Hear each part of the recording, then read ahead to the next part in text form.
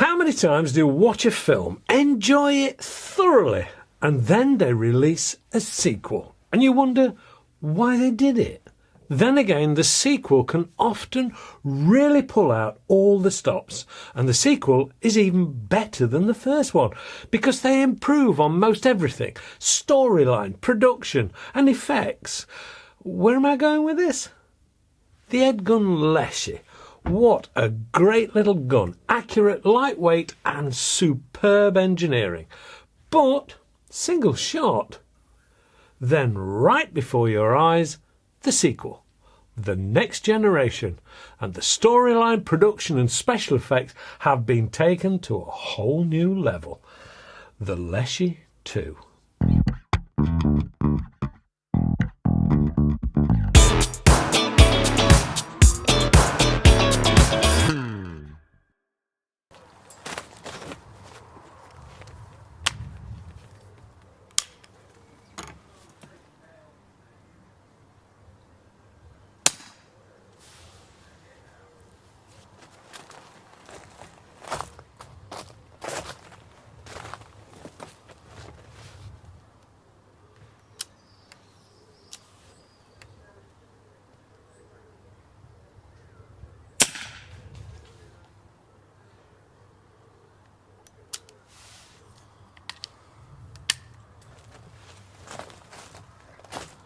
Hello and welcome to AAR On Air. This one has been a long time coming, and the how and why could be turned into a film itself, with international travel, multinational conversations and favours being exchanged, then a global pandemic into the mix. But it's here, and it has definitely been worth the wait. I'm going to need to be careful not to go too over the top on this one, because I love superbly engineered stuff. Yes, I'm a typical bloke. Before we talk about anything, I need to cover the elephant in the room, though, so to speak. This is most definitely an international gun, and it's going to be sold all over the world, so different laws and rules will apply to different countries, and this, like lots of air guns, will be allowed in some places and have potential restrictions in others. But to cover off the UK, well, England and Wales, this particular one is sub 12 foot-pound to comply with the UK laws, but is normally produced in much higher outputs and would be subject to FAC rules and regulations in the UK. And the other area to cover off is the rather grey area around its semi-automatic or self-indexing action. I have scoured the laws and rules and regulations around this, and after a considerable amount of time, the conclusion is this is not illegal, but it's not being encouraged, and if it becomes too popular, then legislation may be made and come into force in the future to prevent them. Here in the UK. Hence, Sig Sauer changed their trigger system on the MCX Virtus for the UK market. Sort of a manufacturer's gentleman's agreement. Well, this is self-indexing, which means it rotates the magazine but doesn't load the pellet into the breech or barrel. It actually fires the pellet from the magazine itself, if that helps you with the laws of your particular land. Right, that's out the way then. There really is so much to talk about today, and I'm sure I will probably go off on tangents a little as we progress. But as always, let's do the walk around, shall we? This is a pre-production model, and the production guns have already had in excess of 100 improvements and alterations done to them, which I find amazing, as this feels like a well-sorted item and just shows the care and attention that Edgun give to their guns. This particular one has been very kindly loaned to me by Francisco, who is a really helpful guy at Edgun.shop or Leshiy.shop in Barcelona. They supply these all over the world and are only too happy to help with any adaptations required for exporting to your area if there are restrictions being applied. This was supplied to me with an Edgun Stalker Scope, which is a quality item, and it does have that Russian military solid construction feel to it, and it is a fixed magnification at 6x30, and whilst ideal for a spot of pest control and incredibly clear with beautiful etched reticle, it isn't really right for the job when I'm looking at covering off some target work. So I then informed Francisco in conversation that I intended to change it for a higher magnification hawk item for the target work. The next thing, a vector scope, first focal plane, appeared at my door. Oh, now that's just not plain fair. This is really nice. Anyway, but more about scopes another time and maybe in another review. This is 63 centimetres or about 25 inches long when it's fully open and fitted with a 250mm Alpha Precision barrel. The other option is the 350mm barrel that adds, yeah, you guessed it, 100mm to the overall length. This being Edgun, of course, there are options to extend the butt with larger tanks. This one being the compact version. This particular one is what I would class as in the Edgun colours, which are pretty much black and red, with the red showing up in the magazine and the rather nice laminated grip. There are some subtle differences between the Mark I and this, the sequel as it were, the Leshiy 2. The silencer or moderator is completely different, and if you're choosing the longer barrel, is also then 100mm longer to accommodate the extra length of the barrel. From the front then, that silencer is a really ergonomically shaped item and has a real futuristic feel about it, and very cleverly using a large volume of space to soak up that sound without looking like a car oil filter stuck on at the end of the barrel. Moving back, but without going too far because everything is so compact here, we come to the top and bottom rails on the main body of the gun to accommodate scopes, red dots, bipods, or whatever else takes your fancy really. And you notice for one of the first times I've really seen it on an Edgun, the bottom half and the trigger guard are actually polymer, but I do mean quality polymer. That grip that we mentioned is fully replaceable if you want to fit a more sloping AR-15 style. But one thing to be aware of, and with this ambidextrous gun, it does have limited space between the grip and the bottom of the air chamber assembly. Now, it's not a problem unless you have really big hands and a preference for that sloping grip. For me, it was a real pleasure to use, as is the trigger in front of the grip. The trigger is something to talk a little about, I think. You see, at first this was quite alien to me and my shooting style. I was always the type who breathes out, settles, and after picking up the first stage, squeeze the trigger nice and slowly to keep things ultra smooth. Nah. Not with this little beauty. Think more military. This is a semi-automatic type design and uses the air pressure to do most of the works, including rotation of the magazine, etc. The trigger is very light and won't be moving the gun all over the place if you do pull the trigger that little bit faster. And to prove it, pull off a couple of rounds or more and they will all be landing very close to each other, proving its stability. And I have actually used this in the real world situation, and you can get a good couple of shots off into the quarry using this before the pest goes down or tries to get away. John Wick, eat your heart out. But we'll take a look at accuracy a little later. At this point, I'm going to skip to the rear and come back to this middle section a little later, because all kinds of things happen in the middle that need discussing. To the rear then is the twin air cylinder setup. This is indeed way more than simply two air tubes making up the approximately 180cc capacity.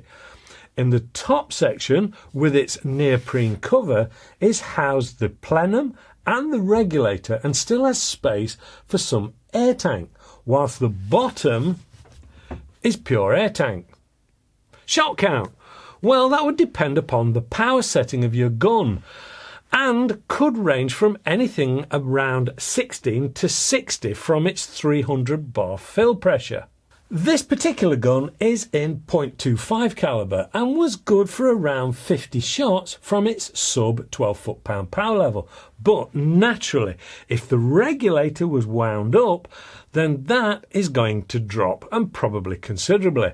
Now, some people will say that that's not a lot, but this is remarkably compact and has such small air cylinders and capacity, and as excellent as Edguns are, they can't change the laws of physics. You can, however, buy longer air cylinders. To the very end is the gauge and filler port. The gauge is an analog item rather than the more complicated digital version fitted to the Mark I, which I must say, in my opinion, is a good move, as the electronic one, as good as it was a little overly complicated when all you really wanted to see was what pressure you've got left. This one, however, though, is very clear, bright and easy to read. And I must say, for a change, it's nice to read a gauge far away from the business end, as it could possibly be, making this a much safer pastime. The filler port has a rotating dust cover, and as you would expect from Edgun, is beautifully smooth with a firm and definite click to it. Again, this gun came with a spare magazine and magazine holder attached to the bottom of the tube. Okay, let's go back now to that middle section. This is where everything comes together. And before I talk about this, I am pretty sure Ed would love me to go into far more detail than I'm actually going to, because I am not wanting to get drawn into every technical nut, bolt and valve. Let's start by breaking this in half, because this is, after all, this gun's second biggest appeal. This is done by pulling back on the external lever, which is in a trigger-like manner. This releases the stock from the main body and allows it to be folded back.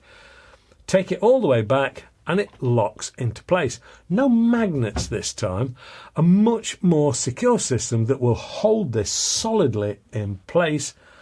Now, if you want to release it, simply pull back again on the trigger system and it moves and locks straight back into place. Bear in mind, of course, this is now ready to fire. Now, there is a safety on this gun, which is very sure-footed in front of the trigger.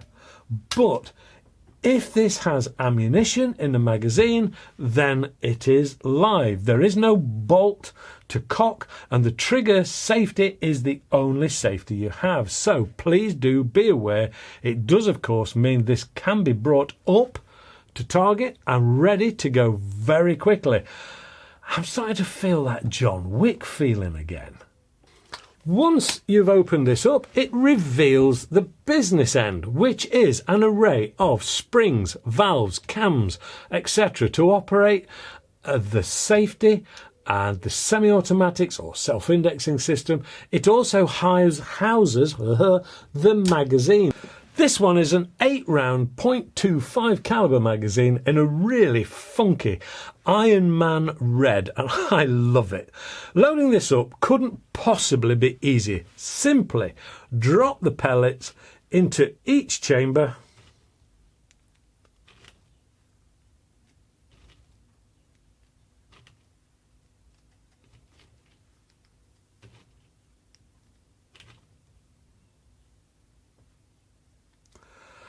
then reseat the magnetic cover.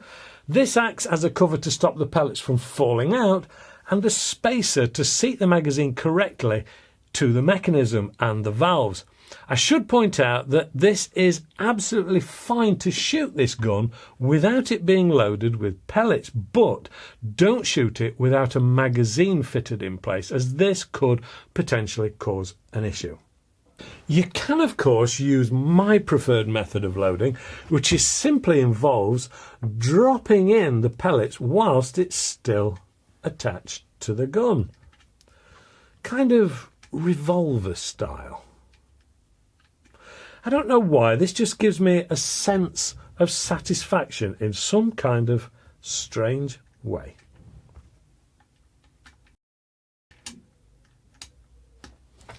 Are you ready to go again?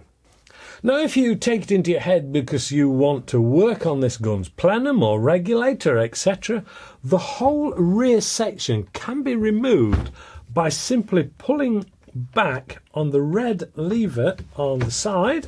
I'm trying to do it one-handed.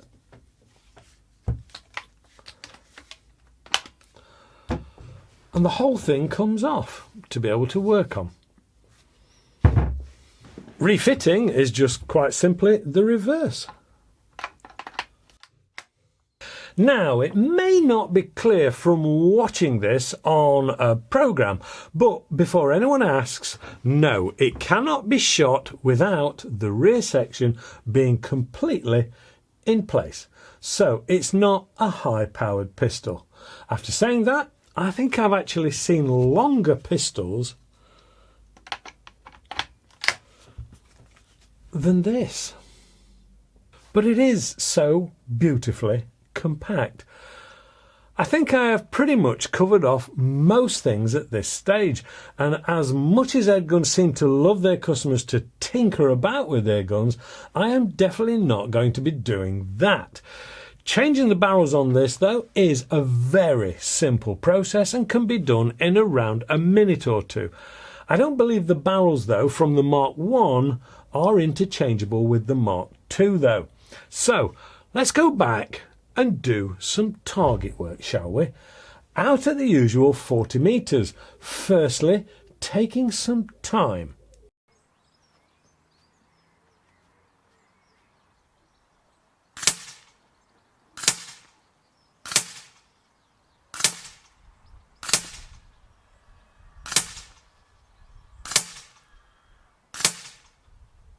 Now, let's really use that self-indexing option, shall we?